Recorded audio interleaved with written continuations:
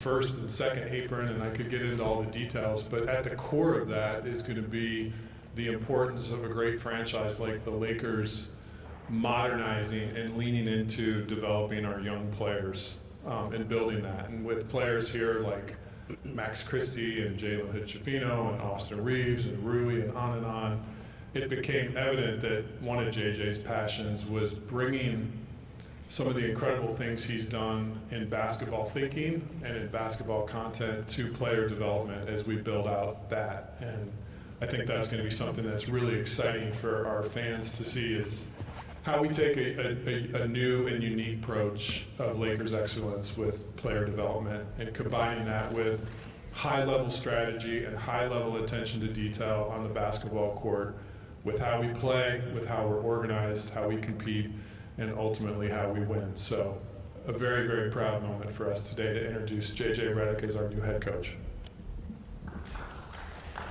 Thank you. Thank you. Rob, I appreciate it.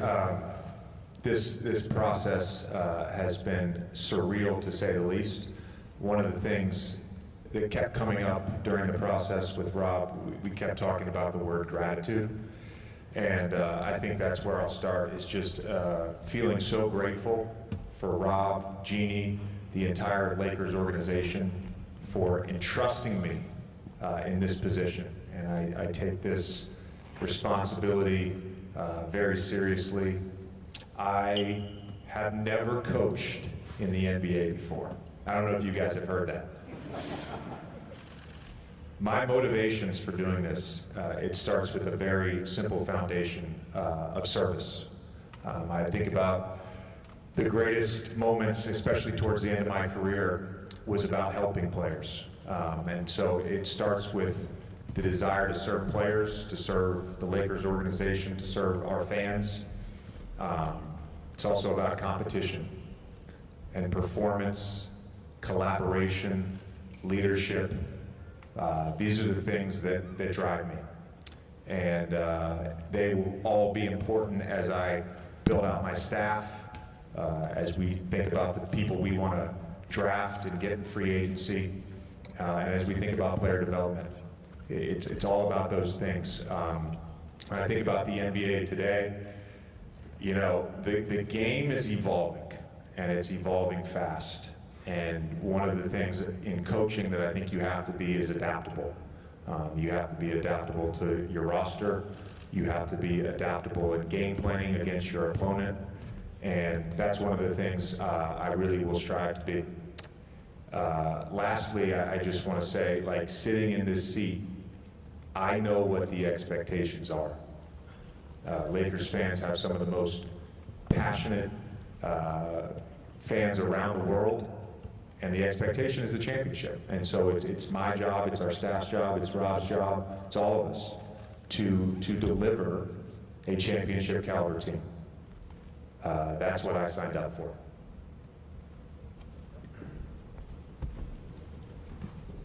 Hey, JJ, Mike Trudell with the Lakers and Spectrum Sportsnet. Amongst the things you were alluding to, just your personality, the competitiveness, Rob spoke about this, that drive. As a player, did you start to think about head coaching in that context, like the closest that you can get to fueling that, finding that competitive fire, and did that drive you at all towards this Lakers position? There were certainly coaches that I had throughout my career that would say, you're going to coach someday. Doc was probably the first one that did that, but it was really when I was in Dallas at the end of my career, and I was hurt for most of those 2.5 months. I didn't play a lot. Rick Carlisle and I spent a lot of time together, and he really planted the seed about coaching. Now, at the time, I knew I was going to retire. I didn't know what I wanted to do, and I wanted to be able to be home for a little bit. I didn't think it was the right time. You know, when I retired, when I retired, my performance coach and I, we talked about all the things that I loved about being a player. And it was a lot of those qualities that I just listed. And it's all part of coaching. And, you know, as I think about the culture we want to create here, part of that is just a competitive culture. Like, we want to come in every day thinking about competition. JJ, Jim Hill, KKL 9 News, congratulations. You mentioned what you learned from Doc Rivers. What's the most important thing you learned from Doc that's going to help you to make an adjustment into the NBA with no previous head coaching experience? The most important thing I learned from Doc, it's interesting because I probably took something from every coach that I ever played for. Doc was such a good motivator. And one of the things that I think he is particularly good at is creating a vision, communicating a vision, and then getting you to buy into that vision day after day. Now, those Clippers teams, we didn't reach our ultimate vision, unfortunately, but that's something that he was always so great at. He's an incredible communicator. Welcome, JJ. Rob, good to see you. If I could ask one of you both.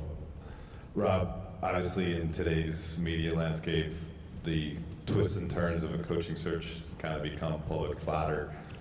Can you speak on, you guys are obviously very ecstatic to have JJ in this role, but there was a pursuit of Dan Hurley before, and just where did things stand? Did you put the JJ process on hold in that moment, and just how did that play out?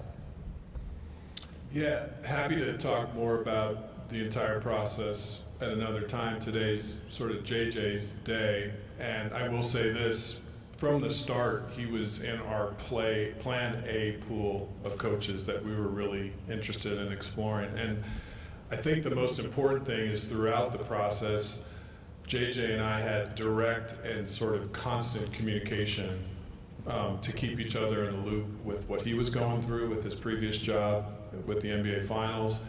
And I was keeping him abreast of the search. And I think sometimes before a partnership is forged, when you can have real, honest conversations before you actually become partners, it solidifies the relationship. And I think looking back to how transparent we were with one another, even in the midst of stuff going on in the media, I think it actually solidified our confidence and belief in working together. JJ, to retire after a long, successful career, a lot of athletes, it's a tough transition. You were able to quickly parlay that into a successful podcast venture, obviously broadcasting the NBA Finals. With that going in your direction, like that could have been what you did the next 20 years. Why did you decide that coaching was what you wanted to do with your basketball life? I'll answer the question in a second. I want to follow up on something Rob just was talking about, and that's, when the process was going on and we first met in Chicago, I was getting ready to call Game 1 of the NBA Finals when the Dan Hurley news broke, and Rob was quick to call me. We had a great conversation during that whole 4-day period. Like, at no point was my ego or feelings hurt or bruised in any way. Dan Hurley is a 2-time national champion at UConn. I am a 2-time 55 Swiss League champion in the 3rd and 4th grade division. Like, I understood, I understood. It's funny because, Dave, I get that question all the time, and I've certainly gotten that question a lot. From people that I trust and confide in over the last year. It was really after I interviewed for the Toronto job last year that I knew that I wanted to be a head coach in the NBA. And so the last year, I spent a lot of time talking to coaches, talking with GMs, picking their brains. I am very fortunate that I have a small circle of people that are currently working in the NBA that I am friends with, that I can confide in, that can help me. And the further I got into those conversations, the further I got into my own sort of journaling about coaching, thinking about it, envisioning it. Rob and I talked about this a ton. I just felt like this is what I'm supposed to be doing. I mean, I brought it up, like I have 0 coaching experience in the NBA, but I would argue that I'm very experienced. And it started 22 years ago when I went to Duke, and I got to play for Coach K for 4 years, spent 15 years as a player. Honestly, the last of the late stage of potentially LeBron's career with the transition into whatever's next? I think the first thing is with any player. Anthony Davis, LeBron James, Austin Reeves, any player on the roster. I can have a vision for how I want to use them, but there has to be buy-in and collaboration, right? So I can sit up here and tell you how I would like for them to play, but if there's no buy-in, then it doesn't really matter. So I think part of the next 2 months, and I know those guys are going to be busy with Team USA, part of the next 2 months is just having conversations. And Anthony and I already had a conversation a week ago about some ideas, both offensively and defensively, and I think both of us felt really comfortable going forward with that sort of as the base starting point of how he's going to play on this team. And you know, one of the things I brought up with him is just the idea of him as a hub. There's a bunch of guys at the 5 position in the NBA that sort of operate in that way, and I don't know that he's been used in that way and sort of maximized all of his abilities. So that's a simple thing with him. With LeBron, look, you have to certainly get buy-in and talk to him about how he wants to play. You know, him and I joked about this, but like, he shot over 40% from 3 this year. Like, I want him shooting threes. He's going to have his 3 or 4 bursts every game where he gets out in transition and does things that no one at his age should ever be able to do, but he does it. It's really just figuring out in the half court, putting him in different spots, both as a scorer and a facilitator. That'll be part of the conversation over the next couple of months. Yeah, I think first we want to respect and honor LeBron's ability on June 29th to make a decision about his contract. He has a player option, as we all know. So definitely we'll give him that time to go through that decision. But I will say, if he does return to the Lakers, the proof of concept in having 2 all-pro players as the core pieces of your team has worked for us to the highest level, of course, in 2020. But if those 2 players are at the core of what you're building, we'd like our chances. And of course, we'll continue to have conversations as we approach free agency here in the next week or so of how we want to tweak or make roster changes to put ourselves in a competitive position built around those 2 players. Hey Rob, JJ over here. Yovan Buha with The Athletic. First for JJ, how have you gone about preparing for this position, especially kind of through the interview process, and how have you gone about developing your coaching philosophies? Again, it goes back to sort of how I answered Dave's question. You know, some of my coaching philosophies lie in the different roles I've had post-retirement. I think a big thing for me is you have to look at your roster, and then you have to figure out how you can create margins with that roster. And this roster, you know, let's say last season, they did a good job of not fouling and getting to the line. They did a good job of creating a margin with fast break points and points in the paint. You know, when I think about that with this team, it was like, how do we generate good threes? How do we generate more of that? Defensively, how do we scheme better? How do we turn the ball over less? Like, all these little margins, right? The team was 29th in offensive rebounding percentage. If you look at the trends of the NBA right now, teams that really value possessions are setting guys from the corner. They're not worried about getting 3 guys back. I mean, when I played, you were either a go guy or a get back guy. I think giving players the freedom, especially from the corners, to crash is huge. You can create a margin there. That all came from just analyzing the game over the last 3 years. You know, philosophically, culturally, again, those are all based on experiences. You know, when I think about culture, again, the foundation of it has to be competition. There has to be joy in it, though. Like, the pursuit of greatness can't be miserable. Every day that somebody walks in this building, they have to enjoy it. I think part of being a coach, right, is like, can I maximize each player? That helps maximize the group. And does everybody in the building, not just the players and staff, does everybody in the building enjoy coming to work every day? That's sort of on me to create that culture. And Then one for Rob. As of Wednesday, you guys will have access to your 3 first-round picks. Have you thought, or I guess, what can you share about how you potentially might use those? Are you thinking maybe something bigger move, a couple smaller moves? How are you thinking about building the roster over the next week or so? Yeah, I think JJ hit it on the head when he said our goal is to build a team that compete for championships. You know, whether that's in the short term or the long term, we always have to balance those two things.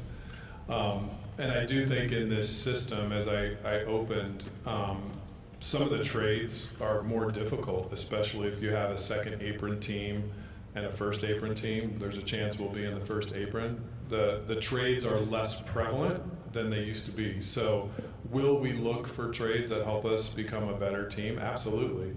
Are those trades, do they have the same probability that they did under the old system? No, it is a different system. So we've got to be mindful and thoughtful around that. And I do think, as I stated at the beginning, part of the road to a really, really good team, and you can look around the landscape of the league right now with many young teams doing really, really well, is going to be lean hard into that player development piece. And of course, part of that is drafting the right way. We've had a great track record here of drafting good players and developing them, and we're going to continue on that path as well. So that's not a yes or a no. If the perfect trade comes along and we can use picks to make it and win a championship, yeah, we'll do it. Is that trade going to be there? I don't know. It's harder in this system to find perfect trades. JJ and Rob, Kobe Price, Southern California News Group. Got one for both you guys, but first, JJ, it's kind of a two-parter. Do you plan on coaching in both summer leagues? And how is the process of putting together coaching staff come so far? Are there any names you can, I guess, tell us that you're targeting or bringing on? No names for you. We've certainly discussed the names, but no names for you yet. Yeah. Summer League is certainly on the table. We have talked about this. There's a few factors, and we'll just sort of make the decision at the time, but I'll be heavily involved in Las Vegas. Our understanding, at least right now, is we'll still be doing a lot of free agency work here during that first part in Sacramento. Yeah, just on the names question, Kobe, we've already started a very collaborative dialogue around how to build out JJ's bench, and clearly leaning into that experience with the front of the bench coaches and finding hopefully a couple guys that are former head coaches, I think is going to set JJ up for support. And at the end of the day, that's what we're most interested in doing, is make sure we help him select and build a staff that sets him and the team up for success. And that's beginning today on the first day of his job. And then Rob, one for you specifically. Obviously, JJ and LeBron, they have had a podcast going since March. Even if it wasn't direct conversations with LeBron, how, if it did that podcast factor into the process of the interview and all of it?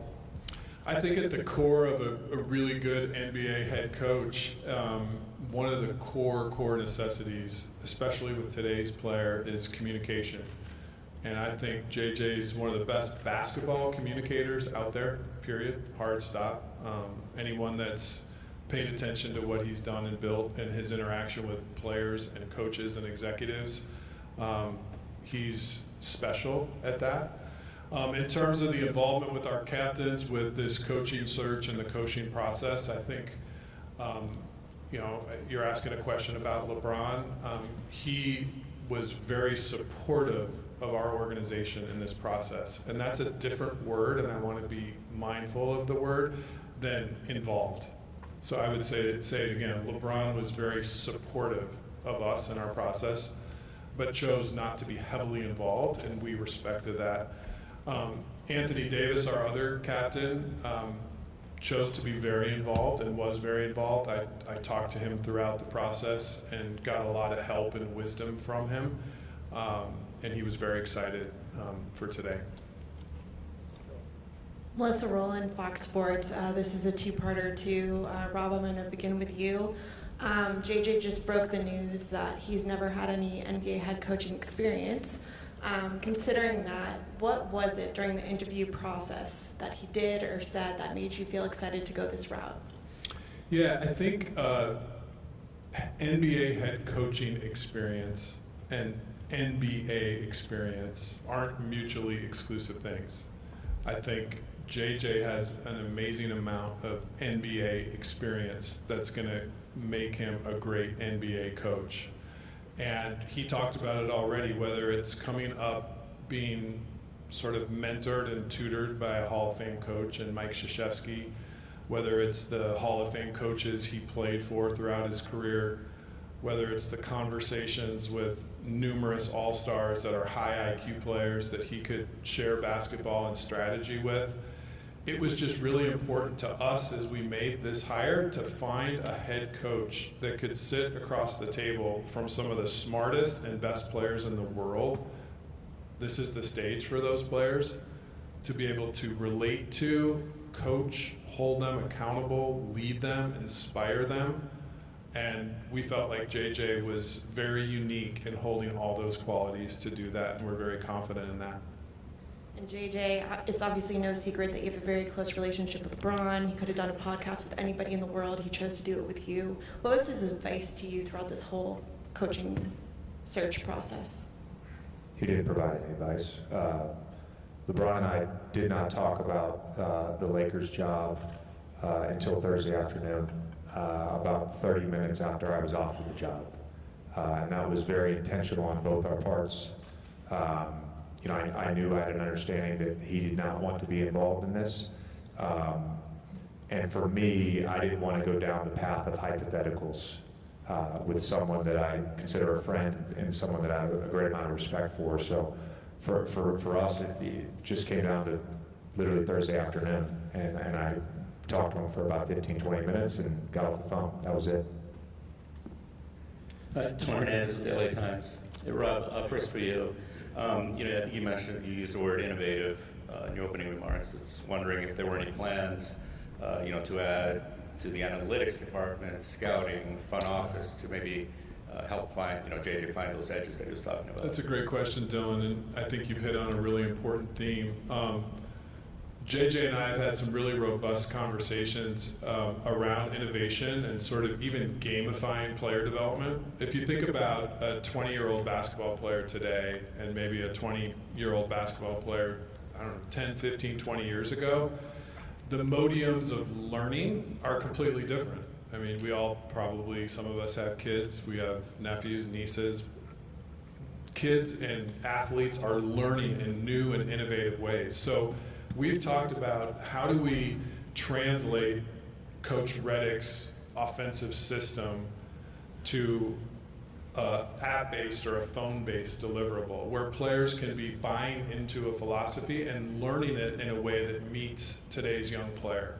And I think innovation's got to be at the core of that. We have a vision for, to your point, of hiring out his support staff in sort of this tech, you know, bullpen way of getting innovative minds to help bring his basketball strategy and bring his basketball philosophy to life in a way that our players can grasp it, learn it, and actually grow their basketball IQ. I think there's no one in the room that would argue that JJ is not one of the highest basketball IQ players and thinkers in today's game. How do we now take that and deliver it to our players? That's our goal here, and something we're really, really excited about. JJ, hi, over to your left. Hi, I'm Kyle Kraska with Fox LA. Congratulations.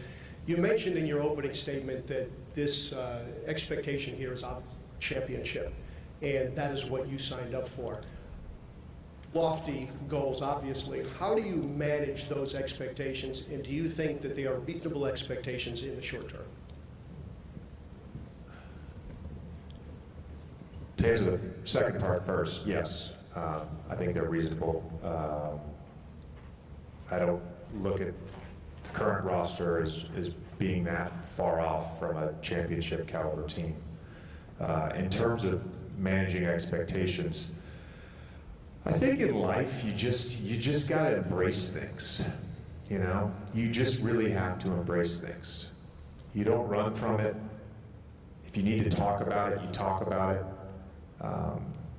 You know, there's not a player, I never played with players in the NBA who were like, you know what, this year's not the year. I don't think we can win a championship. Now, the expectations here are certainly different.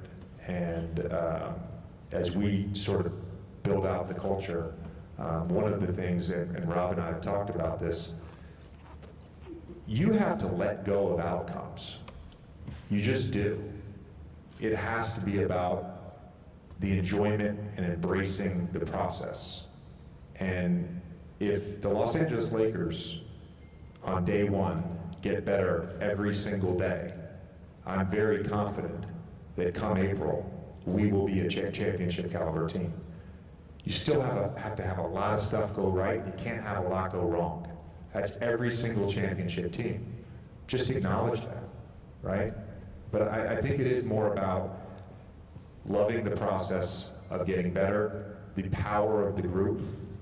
If you look at the NBA now, and Rob is talking about the second April, look, if you look at the NBA right now, the group matters more than ever.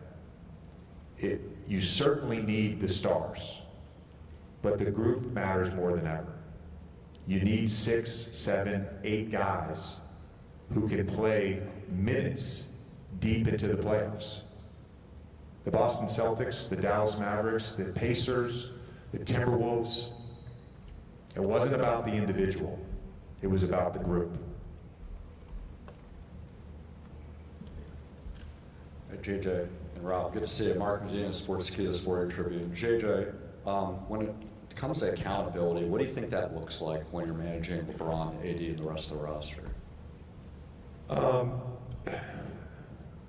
I think it's about establishing the standards early on. I think it's that simple. We just talked about expectations for a championship. What do you expect from me? What do I expect from you? Let's have that dialogue. Let's establish what the standards are day to day. It's as simple as that. I talk about, maybe not publicly, but I talk about conflict all the time because in the NBA, conflict exists. It's a natural thing in a competitive sport. The sport is conflict, right? Throughout an NBA season, it's okay to have internal conflict, right? I think you have to go about confronting those conflicts and holding people accountable, right? Confrontation to me is about conflict resolution, conflict avoidance, and being direct, being open. That's how you have to do it, but it starts with just a very simple baseline standard of what we're expecting of each other. JJ, Ramona Shelburne, ESPN. You mentioned something earlier that kind of caught my ear, and how you journaled about coaching. I think that's interesting, is journaling, right? And how you get to there.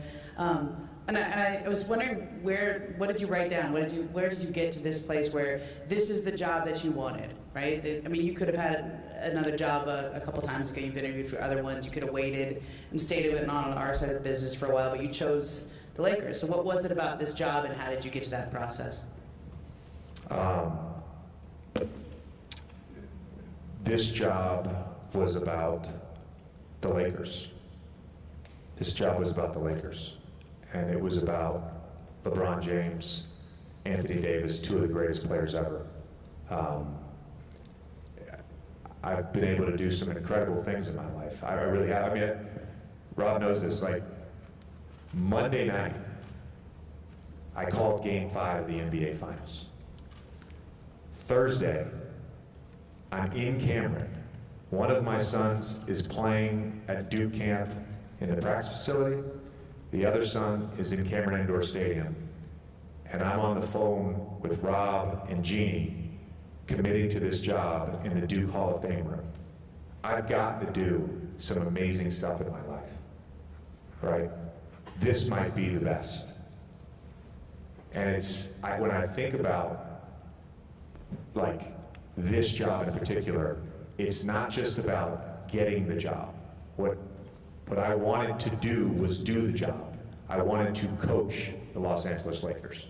And so that was where I landed on pursuing this versus potential other opportunities. JJ, 20 years ago, while you were at Duke, the Lakers tried to pry Mike Krzyzewski away from Cameron Indoor to be here. What did Coach K tell you in regards to maybe looking back at that, or just this job opportunity in general? Yeah, Coach has, since 2004, has had a great relationship with the Lakers and the Buss family. He was very complimentary of the organization. And truthfully, he was very helpful throughout this process. It started, I didn't know Coach had like Google alerts, or I don't know how he gets his news, but I guess somebody tipped him off that, I was potentially interviewing for Charlotte. So I was literally flying back from a game and landed at LaGuardia, and we talked for 30 minutes that night. Ultimately did not do the full interview there, and kind of put that coaching thing on pause, and then this opened up, and Coach throughout the process was very helpful in terms of just me navigating the interview process, Rob and I's communication, all of this stuff. Like, Coach was great. He still is, like, I've told the young guys this. I've talked to nearly every player on the phone. Some guys are ducking my calls. It's okay. But like Jalen and Maxwell, they were like, "Hey, Coach," and I'm like, "I'm not comfortable with that. Please call me JJ." There's one person in my life that I play for that I call Coach, and that's Coach K. Like, he's still that to me. I think just as Bears, it's relevant to this discussion. You were one of the first players to have a podcast while he was active. What's going to happen with Mind the Game? You're going to be the first coach to have a podcast while he's active. No, I am, for the time being, and hopefully it's a very, very long time, I am excommunicated from the content space, so there would be no podcast. We'll do something when I have a breather from what we have coming up. I'm going to be drinking out of a fire hose for the next month, but at some point we'll just do something for all the people that listened, and we'll have a small little video. But I'm done with podcasting for now. For Rob and JJ Broderick Turner, Rob, you guys keep talking about culture. What does that mean, and how do you go about putting that in place? What becomes immediately impactful when you get to spend time with JJ is he has an obsession about winning and an obsession about excellence. We've had players come through here that share that mindset. But I think the two things that come to mind in terms of culture are mixing the service component that JJ talked about at the beginning. His job, my job, is not to be out in front as much as it is to be behind the players, supporting them to be great and providing all the resources, the coaching, the mentoring for them to be great. And then just obsessing about the details to get to a place of excellence and to get to a place of winning. I think that combination of those two divergent things is really important to our championship culture here. I'll be very simple in my answer. Like, to me, culture is very simply two things.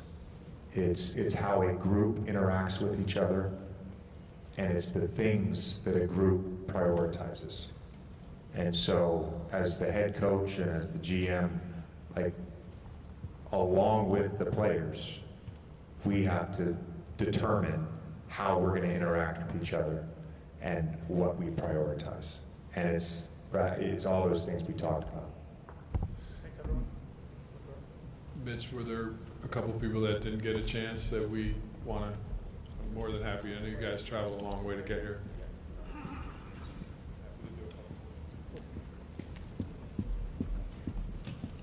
JJ, what are you most curious to learn about just the process and art of coaching, like as you go through this year? My first challenge.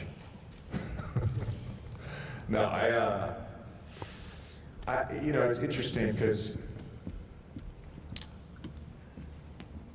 I have, going back the last year, I've always been a visual person. As a player, I relied on visualization.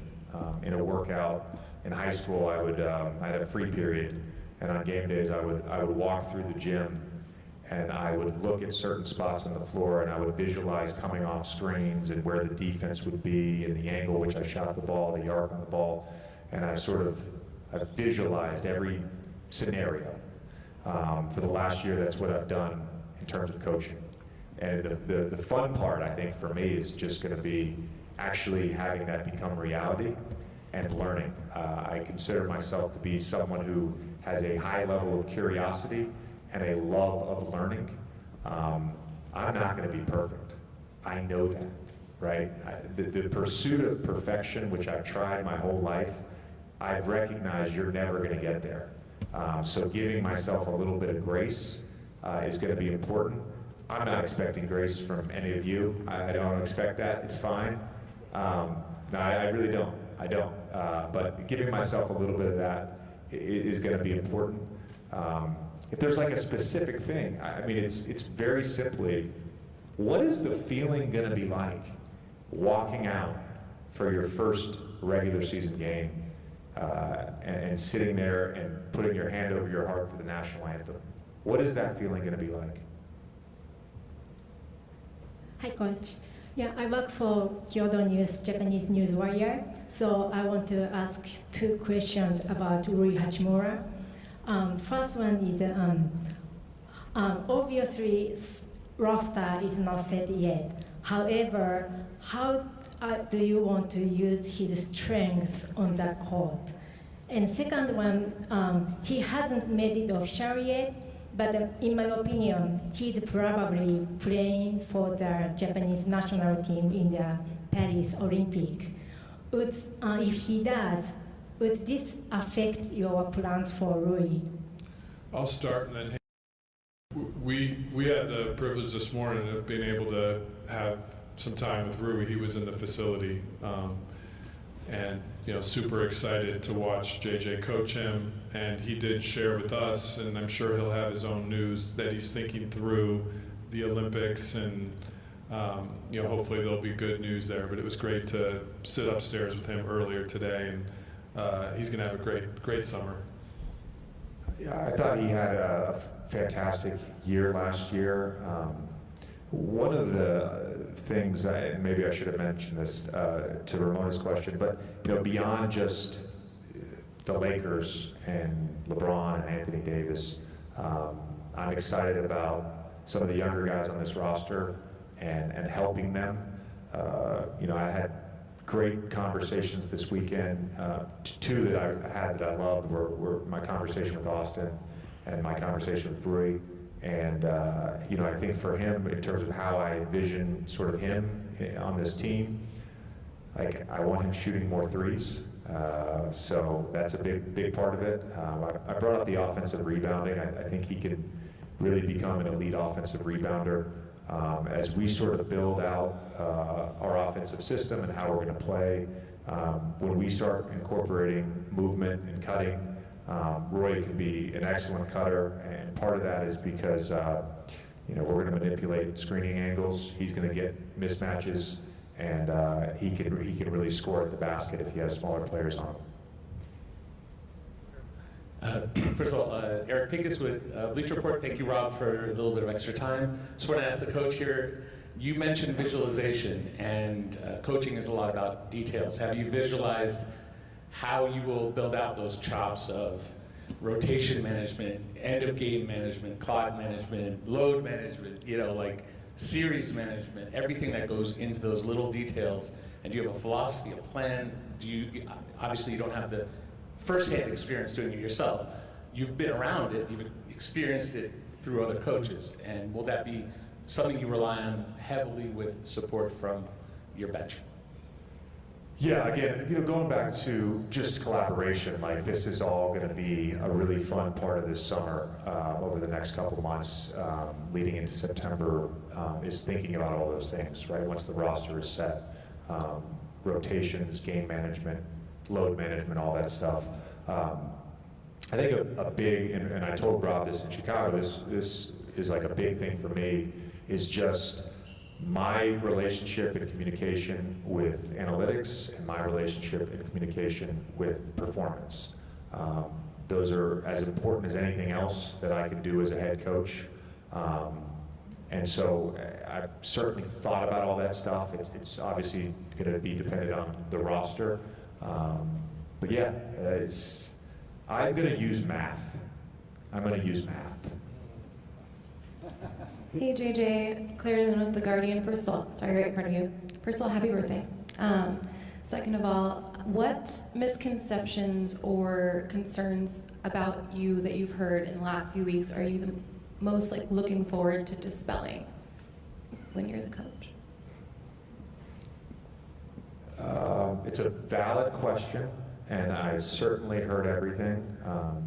It's been a really interesting 6 weeks or so, just in terms of being part of the engagement farming industry. It's been really interesting. However, I don't really have a great answer for your question because I really don't give a fuck. Honestly, I want to coach the Lakers. I want to coach the team. I don't want to dispel anything. I don't.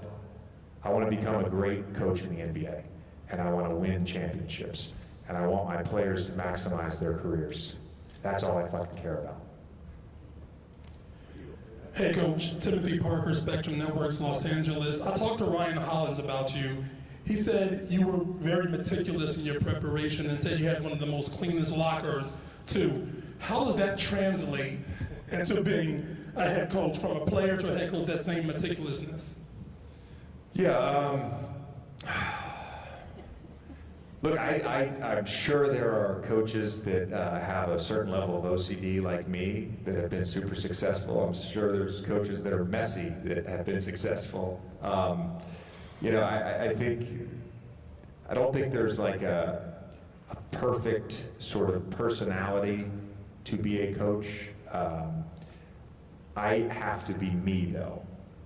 You know what I mean by that? I have to be me. For me to be a good head coach, I just have to be me. I trust in who I am. I know what my weaknesses are. I don't know all my blind spots as a head coach, let's be honest. I don't, because I haven't done it yet. I know what my strengths are. I'm confident in myself and who I am. And if the OCD helps at all, great. It'd be fantastic. I would love it if I could walk in the coach's locker room and everybody's just as dialed in as I am with just how compartmentalized the locker is, but it's okay if it's not that way. Hey JJ, Jim Alexander from the Southern California News Group. Welcome back to LA, by the way. With all the experience that you've had in various facets of this game, are you anticipating if there's going to become something, there's going to have something come up this year that you're going to say, oh boy, I didn't see that coming? And how do you handle that? Yes. It wasn't that question, was it?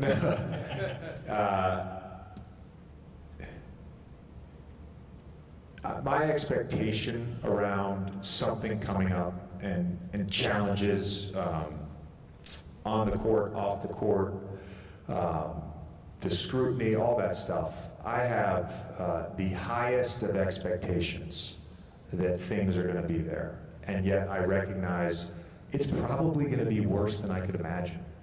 And in terms of how I would handle it, look, I don't know. What's the situation, right? What's the situation? Rob and I talked during this process about a very specific thing, and it goes back to one of my earlier answers.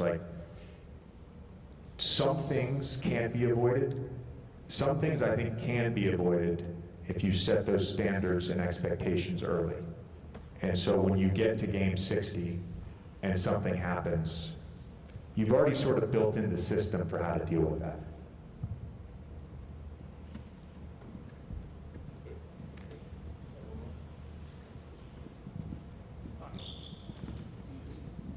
Dennis Freeman, the Content Bulletin. Coach, what's your priority as far as developing and evaluating talent at the G League level? Yeah, we definitely talked about that during the process, and I think one of the things that we discussed different hypotheticals, of course. One of the things that we discussed is what is the vision for how we're trying to play? And so a big part of evaluating players in the G League, second round picks, undrafted players, whatever, guys on the summer league roster, all of that thing is can they fit with who we're trying to be. And so, I'll just be honest with you, a big thing for me is like, you need two-way players. You need guys that can guard to be a championship level team. So there's going to be an emphasis on that whenever I evaluate anyone that we're looking to sort of bring up on one of those last roster spots. Thank you.